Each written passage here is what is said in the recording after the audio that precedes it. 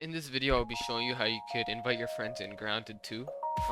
So as you can see, once you're in the game, there's this multiplayer button right here. You're gonna press Post Online Game, and you could either pick a save file or you could press New Game.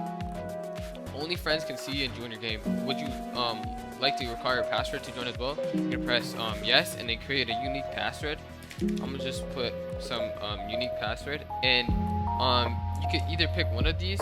I'm gonna just pick Standard World.